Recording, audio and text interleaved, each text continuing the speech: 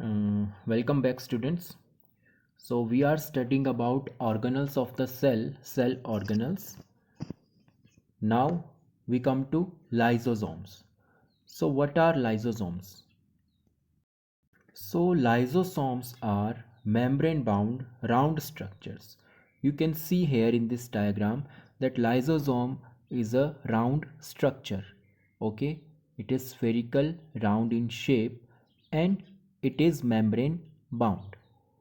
Okay, so lysosomes are membrane bound round structures present in cytoplasm of the cell. Okay, and it is membrane bound, and inside lysosome के अंदर there is fluid inside every cell organelle, and inside that there are some enzymes. Okay, enzymes, you know about enzymes, that enzymes are those substances which support a reaction or which increase the rate of reaction.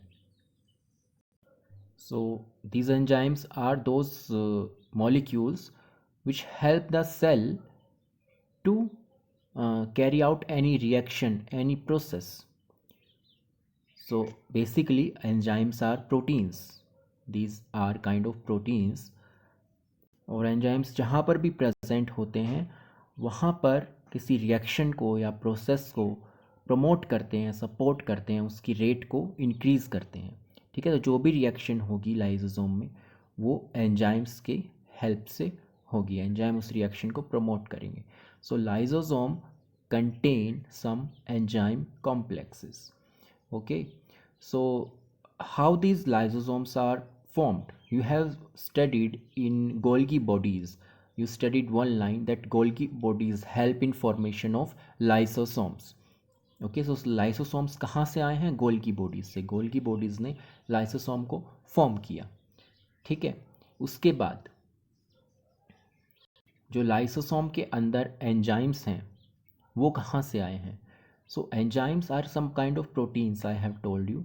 और protein cell में कौन बनाता है? आप पढ़ चुके हैं, endoplasmic reticulum, rough endoplasmic reticulum, RER. So these enzymes are formed by RER.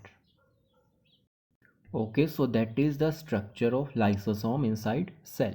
So what is the function of lysosome? What these enzymes do?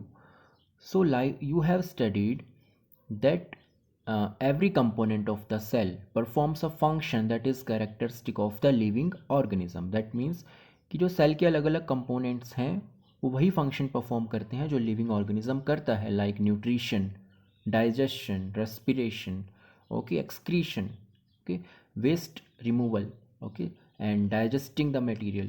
So different components of the cell perform different functions according to its structure. Okay, so what does a lysosome do? So lysosome is kind of a waste disposal system. Cell के अंदर कोई भी foreign material है, कोई virus है, bacteria है, या फिर कोई सेल का ही पार्ट है जो ख़राब हो चुका है, या कोई ऐसी सेल है जो जिसने काम करना बंद कर दिया है. सो वोर्न आउट सेल्स हो या फिर कोई फॉरेन मटेरियल हो, उसको लाइसोसोम डाइजेस्ट करता है. Okay, lysosome digest any foreign material like bacteria और वायरस और वोर्न आउट सेल्स. ओके, सो जो भी सेल में बेकार की चीज़ होगी उसे लाइसोसोम डाइजेस्ट कर लेगा. All right, and all this function of lysosome is due to those enzymes, because those enzymes are digestive enzymes. Those enzymes in lysosome perform these functions. Okay, so can you think about what happens when wall of the cell, जो पूरी cell है वही ख़राब हो जाए, उसकी repairing ना हो पाए और वो पूरी सेल ख़राब हो जाए. ठीक है, तब लाइसोसोम क्या करेगा? ठीक है, when the cell gets completely damaged and it is out of repair, it cannot be repaired, then lysosome digests the complete cell. Okay, when the cell gets damaged, lysosomes may burst. lysosome burst हो जाते हैं और जो उसके enzymes हैं वो पूरी cell को ही डाइजेस्ट कर लेते हैं.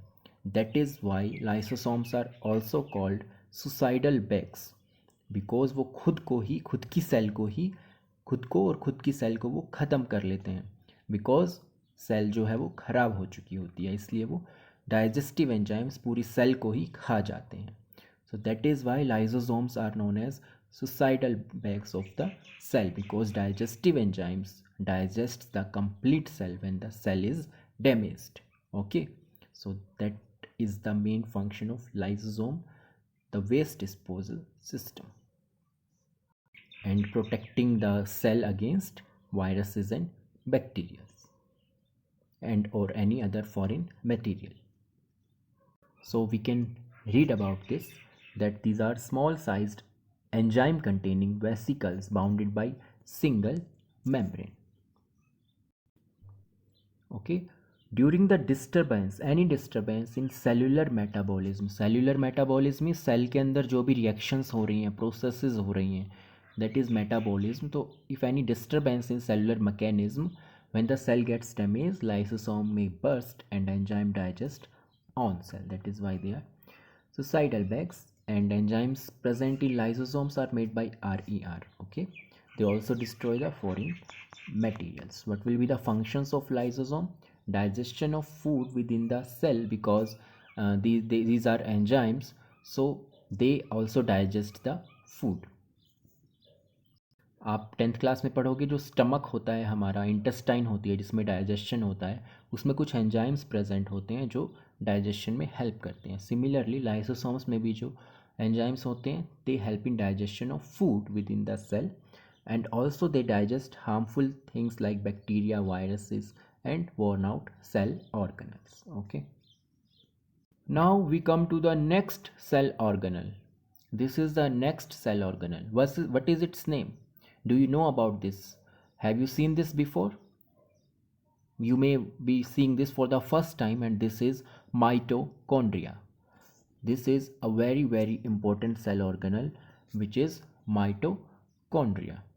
Okay, so you can understand its structure by this diagram. Okay, you can see there are two membranes. Okay, this is a structure, membrane bound structure, and you are seeing its hollow part, inside part, and you can see that there is outer membrane. जो बाहर है वो outer membrane है brown colour में, और जो अंदर आपको वाइट कलर में फोल्डेड मेम्ब्रेन दिख रही है, ऐसे ऐसे ये फोल्डेड मेम्ब्रेन है. ये जो है ये इनर मेम्ब्रेन है, right? And inner membrane is folded. So there are two membranes, and inside there is fluid of the mitochondria, that is, or matrix. Okay, fluid of any cell organelle is called matrix. So matrix of mitochondria. Okay, so this is the structure. So what is its function? Now what is the function of mitochondria? So जैसे अभी आपने lysosome में digestion पढ़ा. Okay, what is the function of mitochondria?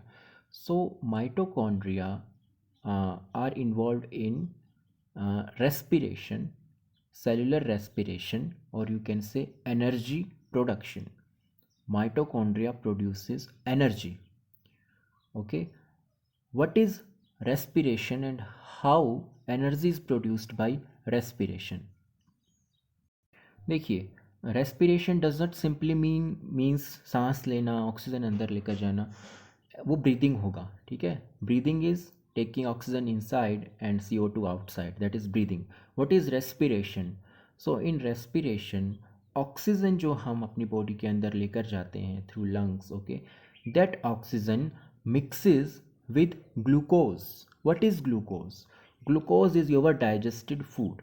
Okay, इसको आप detail में 10th class में पढ़ोगे, लेकिन माइटोकॉन्ड्रिया भी इसमें इन्वॉल्व है, तो मैं थोड़ा सा आपको बेसिक जो है बता रहा हूँ कि whatever food you eat, carbohydrate, proteins, fats, so जो कार्बोहाइड्रेट होता है that digests into glucose, and that glucose when combines with oxygen gives you energy. So digested carbohydrate glucose combines with oxygen gas, which we take by respiration. Okay, so glucose with oxygen gas mixes to produce energy. That is the concept of respiration. Okay, breakdown of glucose, burning of glucose to release energy is respiration. Okay, and that energy is produced in mitochondria. Okay, that final energy is produced in mitochondria. So this energy production system contains a lot of various reactions.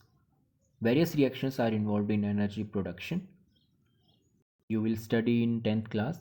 There are two parts of this reaction, glycolysis and Krebs cycle. Okay, so glucose first changes into pyruvate in cytoplasm and then finally uh, forms energy in mitochondria. Okay, so ये जो reactions होती हैं ये कुछ product बनाते हैं, proteins बनाते हैं. ठीक है, ये प्रोटीन्स में भी फिर कुछ रिएक्शन होती है, इलेक्ट्रॉन ट्रांसपोर्ट रिएक्शन जिसको हम बोलते हैं. तो इलेक्ट्रॉन ट्रांसपोर्ट रिएक्शन से माइटोकॉन्ड्रिया में एनर्जी रिलीज होती है.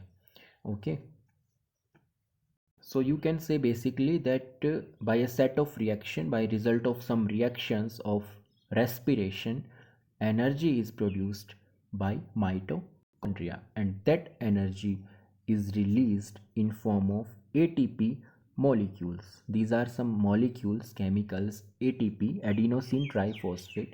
Okay, which give you energy, which will give your body energy for various chemical processes and various physical processes. So that is ATP. Okay, so to sum up, you can say that mitochondria is the site of energy production during respiration, during cellular respiration. You will study this in detail in 10th class. So what you have to remember, so mitochondria are small bodies that occur in large numbers. Structure of mitochondria: outer membrane and inner membrane. Inner membrane is folded. I told you that inner membrane is folded. ये membrane folded क्यों होती है?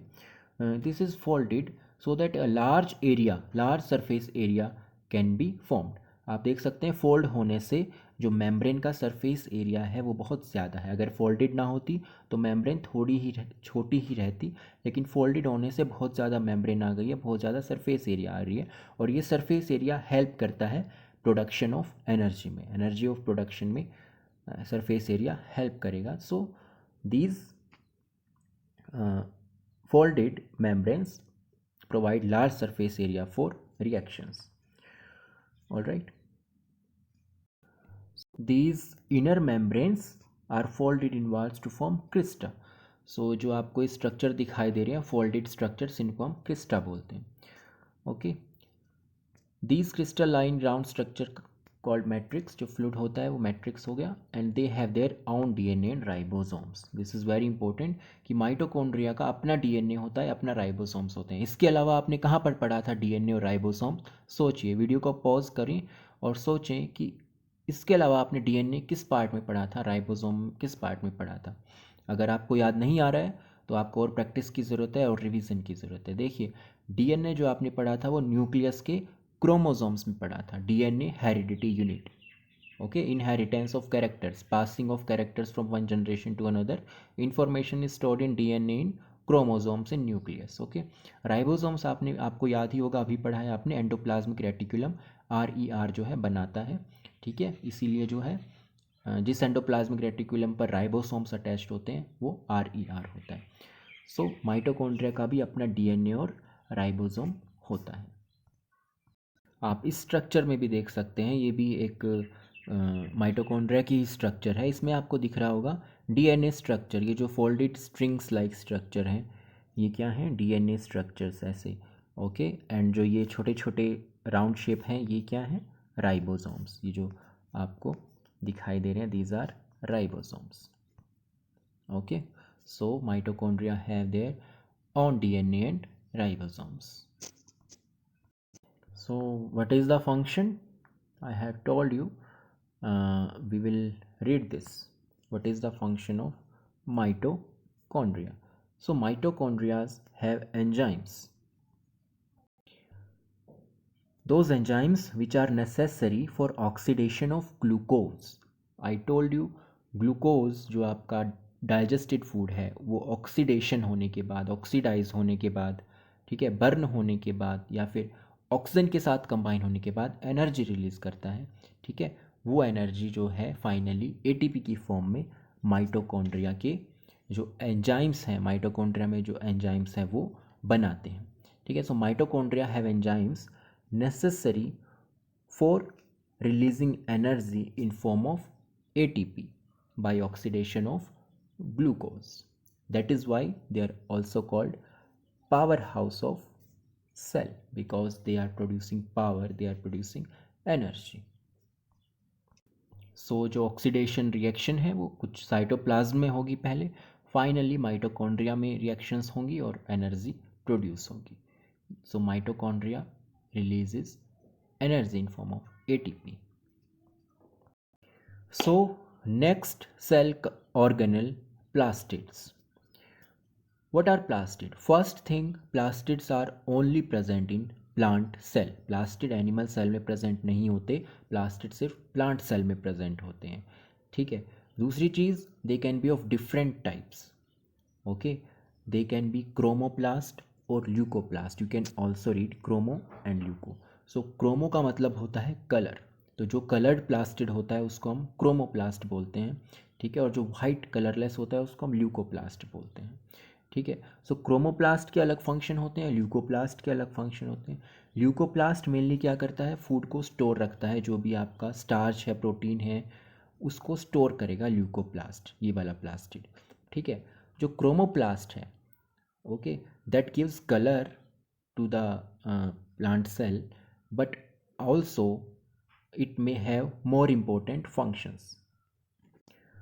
So there is a very important kind of plastid, that is a type of chromoplast which gives color. So plant के अंदर आप कौन सा part जो है सबसे ज़्यादा देखते हो, जब भी आपके दिमाग में प्लांट आता है तो you think about green, okay, that green colour of leaves.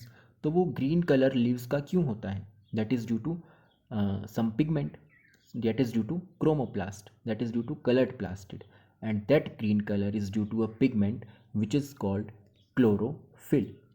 Okay, chlorophyll एक pigment होता है that is green in color, that is why leaves are green in color, and that chlorophyll is present in chloroplast. Chloroplast is kind of plastid, it is a kind of chromoplast. So most important plastid is chloroplast because it contains chlorophyll. और chlorophyll का function क्या होगा, सिर्फ green colour देना ये नहीं, chlorophyll का main function होता है फोटोसिंथेसिस को परफॉर्म करने में हेल्प करना, ठीक है.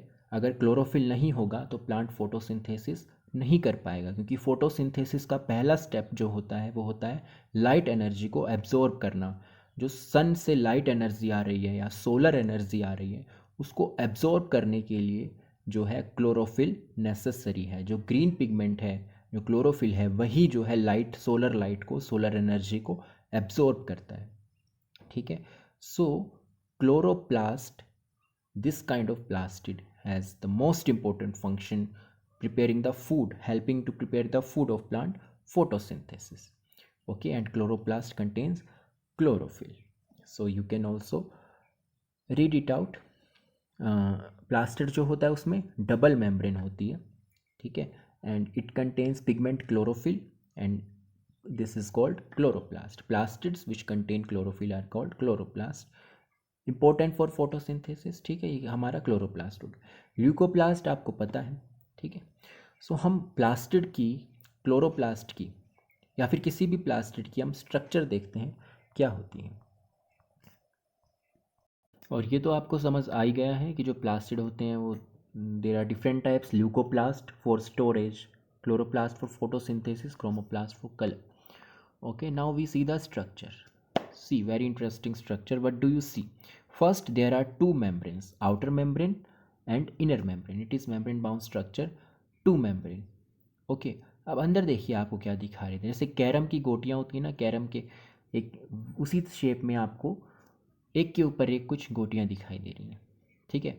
उनकी शेप जो है कैरम की गोटियों जैसी दिख रही है आपको, वो क्या है देखिए. जो एक जो स्ट्रक्चर है, एक राउंड शेप स्ट्रक्चर है, उसको हम कहते हैं थाइलाकोइड। Okay, thylakoid is 1। और एक के ऊपर एक जो थाइलाकोइड्स अरेंज्ड हैं, तो इस पूरी स्ट्रक्चर को मिलाकर हम कहेंगे ग्रेनम। क्या? Granum, stack of thylakoids. So एक थाइलाकोइड और थाइलाकोइड्स का जो स्टैक होगा उसको हम कहेंगे ग्रेनम। सो ओके, और ग्रेनम आप देख रहे हो, देर आर वेरियस ग्रेनम्स। एक लाइन ये हो गई, एक ये, एक ये, एक ये। So there are various granum. So granum का प्लूरल हो जाएगा ग्रेना। ठीक है। So chloroplast contains 2 parts, grana and stroma. Stroma क्या होता है? स्ट्रोमा हो गया जो फ्लूइड होता है इसके अंदर, मैट्रिक्स जो होता है जिसके अंदर ही ग्रेनम है, that is stroma. So there are 2 parts of chloroplast, stroma the matrix and grana. ठीक है। So grana one, there are so many granum and each granum contains many thylakoids, stacks of thylakoids. Okay, so grana and stroma. ठीक है। जो photosynthesis reaction होती है, right, जिसमें food बनता है, तो जो ग्रेना होते हैं ये उसमें हेल्प करते हैं। ठीक है। क्लोरोप्लास्ट के बिना फोटोसिंथेसिस नहीं हो सकता, क्लोरोफिल के बिना, जो ग्रीन पिगमेंट है उसके बिना नहीं हो सकता। ठीक है। तो क्लोरोप्लास्ट के अंदर ही जो है फोटोसिंथेसिस रिएक्शन होती है और ये ग्रेना में होती है। बाकी फूड जो है बन जाता है, जो फोटोसिंथेसिस के बाद ग्लूकोज बन जाता है, वो स्ट्रोमा में स्टोर हो जाता है, मैट्रिक्स में स्टोर हो जाता है। ठीक है। सो ये आप डिटेल आप बहुत आगे जाकर भी पढ़ेंगे हायर क्लासेस में, तो बेसिक आपको पता होना चाहिए। This is the structure of chloroplast. Okay. अगर आपको कोई कॉन्सेप्ट समझ नहीं आता है तो आप वीडियो को रिवाइंड करके भी बार बार सुन सकते हैं। सो फंक्शन देख लेते हैं प्लास्टिड्स के। तो क्लोरोप्लास्ट सबसे इंपॉर्टेंट है, kitchen of the cell, because it is food is synthesised in chloroplast. Chromoplast जो है कलर देता है डिफरेंट पार्ट्स ऑफ प्लांट, जैसे फूल की पंखुड़ियाँ होती हैं या फिर जो फल फ्रूट होते हैं उनको कलर देता है। टोमेटो हो गया, एप्पल हो गया, ठीक है, या फिर फूल के पेटल्स हो गए, उनको कलर देता है। ल्यूकोप्लास्ट जो होगा वो फूड को स्टोर करेगा। All right, so that was plastid. Okay, so next cell organelle, which is vacuole. So what are vacuoles? Vacuoles are sac like structure, bags like structure। एक तरीके का बैग है सेल के अंदर जिसके अंदर फूड स्टोर रहता है। ठीक है। Food is remains stored in vacuoles. Okay, vacuoles are sac like structures meant for storage of solid and liquid material। और ये जो vacuole होता है प्लांट सेल में बहुत बड़ा साइज़ होता है उसका, और एनिमल सेल में छोटा होता है। ठीक है, क्योंकि प्लांट सेल में ज़्यादा स्टोरेज, प्लांट जो है ज़्यादा स्टोर करके रखता है, प्लांट में स्टोरेज ज़्यादा होती है। तो जो भी वाटर है, अमीनो एसिड्स हैं, प्रोटीन्स हैं, शुगर है, ग्लूकोज है, प्लांट के अंदर जो प्रोड्यूस हुआ है वो वैक्यूल में सेल के अंदर स्टोर रहता है until plant starts using it. Okay, और प्लांट में ये इतना बड़ा होता है कि जो न्यूक्लियस है वो भी आपको उसको भी साइड में कर देता है। वो न्यूक्लियस भी प्लांट के अंदर साइड में होता है। आपने प्लांट सेल के अंदर देखा होगा न्यूक्लियस बीच में नहीं होगा, न्यूक्लियस थोड़ा साइड में होगा, छोटा होगा थोड़ा, और वैक्यूल बीच में बहुत बड़ा होगा। ठीक है। So vacuoles are very large size in plant cell. Okay, और जो वैक्यूल होता है वो प्लांट को रिजिडिटी भी देता है, स्ट्रेंथ भी देता है, क्योंकि वैक्यूल के अंदर वाटर, अमीनो एसिड, सैप बहुत ज़्यादा होता है, फ्लूइड बहुत ज़्यादा होता है। ठीक है, सब्सटेंसेस बहुत ज़्यादा होते हैं। ठीक है, तो वैक्यूल इसलिए जो है सेल को और पूरी प्लांट को जो है स्ट्रेंथ देता है, रिजिडिटी देता है, टर्जिडिटी देता है। ठीक है, this cell sap provides turgidity and rigidity to the cell. Animal cell में भी वैक्यूल्स होते हैं, लेकिन उसका यूज़ कम होता है स्टोरेज का, तो बहुत छोटे साइज में होते हैं। So you can read it out. Okay, plant cell vacuoles are full of cell sap, this cell sap provide turgidity. Okay okay, outer membrane होती है वैक्यूल की, जिसको हम टोनोप्लास्ट कहते हैं, टोनोप्लास्ट। और ऑस्मो रेगुलेटरी होता है, मीन्स वाटर जो है ऑस्मोसिस के थ्रू ही पास होता है। ठीक है। अमीबा जो यूनिसेलुलर ऑर्गेनिज्म होता है, इसके अंदर जो वैक्यूल होता है वो भी फूड को स्टोर रखता है। ठीक है।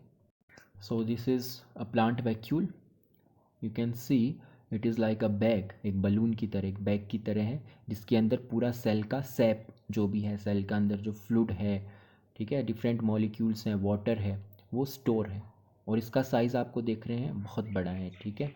वैक्यूल जो है बीच में है और साइड में न्यूक्लियस और जो क्लोरोप्लास्ट जो बाकी चीज़ें हैं वो सब है, ठीक है। So this is plant vacuole. Okay, so finally, to sum up, we will revise all the cell parts. Plant cell और एनिमल सेल में जो भी पार्ट्स होते हैं उनको हम एक बार सम अप कर लेते हैं, क्या क्या पार्ट्स हैं, दोनों सेल्स को कंपेयर कर लेते हैं, ठीक है। सो प्लांट सेल और एनिमल सेल में ज़्यादा डिफरेंसेस नहीं है, कुछ डिफरेंस हैं। सबसे बड़ा डिफरेंस जो है वो वैक्यूल का है कि प्लांट सेल में एक बहुत बड़ा वैक्यूल जो होता है बीच में होगा, एनिमल सेल में छोटा ही वैक्यूल होगा, वो साइड में होगा, बीच में न्यूक्लियस ही होगा, ठीक है। दूसरा जो है प्लास्टिड का है, प्लांट सेल के अंदर प्लास्टिड होता है, ठीक है, क्लोरोप्लास्ट होता है प्लांट सेल के अंदर, एनिमल सेल के अंदर कोई भी प्लास्टिड नहीं होता है, ठीक है। And another important difference, cell wall and plasma membrane. Okay, so plant cell जो होती है उसके अंदर सेल वॉल प्रेजेंट होती है जो प्लांट को स्ट्रेंथ प्रोवाइड करती है, लेकिन एनिमल सेल के अंदर सिर्फ प्लाज्मा मेम्ब्रेन होती है। You can see plant cell के अंदर आउटर सेल वॉल होगी जो सेलुलोज की बनी होगी, स्ट्रॉन्ग होगी बहुत, और अंदर सेल मेम्ब्रेन होती है। एनिमल सेल में सिर्फ एक मेम्ब्रेन होगी, प्लाज्मा मेम्ब्रेन होगी, ठीक है। Fourth difference, another difference that जो प्लांट सेल होती है वो ऑटोट्रॉफिक होती है। प्लांट सेल जो है फोटोसिंथेसिस से क्लोरोप्लास्ट के थ्रू अपना फूड खुद प्रिपेयर करती है, एनिमल सेल खुद प्रिपेयर नहीं करती है, ठीक है। इसके अलावा these are the main differences. Minor differences हो सकते हैं कुछ, जैसे कि ओवरऑल जो साइज़ होता है प्लांट सेल का बड़ा होता है एनिमल सेल से, एनिमल सेल छोटी होती है, और लाइजोसोम्स जो है प्लांट सेल में कम होते हैं, एनिमल सेल में ज़्यादा होते हैं, ठीक है। सो बेसिक जो है 4-5 डिफरेंसेस हैं मेन, उनको आपको याद रखना है। बाकी जो भी पार्ट्स हैं वो कॉमन है, ठीक है। तो हम एनिमल सेल में देख लेते हैं कौन कौन से पार्ट्स हमने पढ़े हैं। सो ये हमारी एनिमल सेल है, ओके। सो न्यूक्लियस, ओके, न्यूक्लियस के अंदर chromosomes, outside nucleus there is a network of tubes, that is endoplasmic reticulum, rough and smooth. Rough has ribosomes, okay, and near endoplasmic reticulum there are Golgi bodies, all right, which store and modify the food. Golgi bodies stores, packages and modifies the proteins synthesized by endoplasmic reticulum, okay, that is Golgi bodies. And more important cell organelles like mitochondrias, lysosomes, mitochondria हो गया, lysosomes हो गया, right। And इसके अलावा कुछ छोटे cell components like vacuoles, है ना, centrioles, these are all cell organelles, and you know that all the cell organelles are embedded in cytoplasm. जो सेल का फ्लूइड है, साइटोप्लाज्म है, जेल लाइक सब्सटेंस है, उसके अंदर ही ये सारे ऑर्गेनल्स जो हैं स्टोर हैं। तो सेल को हम बेसिकली 3 पार्ट्स में डिवाइड करते हैं। प्लाज्मा मेम्ब्रेन हो गई बाहर, ठीक है, उसके बाद जो है सेंटर में न्यूक्लियस हो गया, और न्यूक्लियस और प्लाज्मा मेम्ब्रेन के बीच में साइटोप्लाज्म हो गया, ठीक है। और जो भी साइटोप्लाज्म के अंदर है वो सेल ऑर्गेनल्स हो गए, ठीक है। So plasma membrane, nucleus, cytoplasm and various cell organelles like RER, Golgi apparatus, lysosomes, mitochondria, vacuoles, okay. और जो प्लांट सेल होगी वो भी सिमिलर होगी, बस उसमें जो है वैक्यूल जो है आप देख सकते हैं बहुत बड़ा है, इसके अलावा प्लास्टिड, क्लोरोप्लास्ट, बाकी similar structure, all right. So that was very interesting chapter, very important chapter. इस चैप्टर के सारे वीडियोस को जो है आपको अच्छे से देखना है, समझना है, नोट्स को अच्छे से पढ़ना है, ठीक है। ये बहुत बेसिक और बहुत इम्पोर्टेंट चैप्टर है, आपको आगे तक, आगे हायर क्लासेस तक, ग्रेजुएशन, पोस्ट ग्रेजुएशन तक भी आप ये सब पढ़ेंगे। तो इन बेसिक्स को अच्छे से लर्न करना। वीडियोस अगर कोई बात समझ नहीं आई है तो रिवाइंड करके देखना, ठीक है। एनिमल सेल, प्लांट सेल के डायग्राम्स बनाकर प्रैक्टिस करना, लिख कर देखना डिफरेंट अलग अलग पार्ट्स को, उनके फंक्शन को, ठीक है। और कोई डाउट हो तो डाउट सेशन में आप पूछेंगे, नहीं तो कमेंट्स में भी आप लिख सकते हैं, राइट।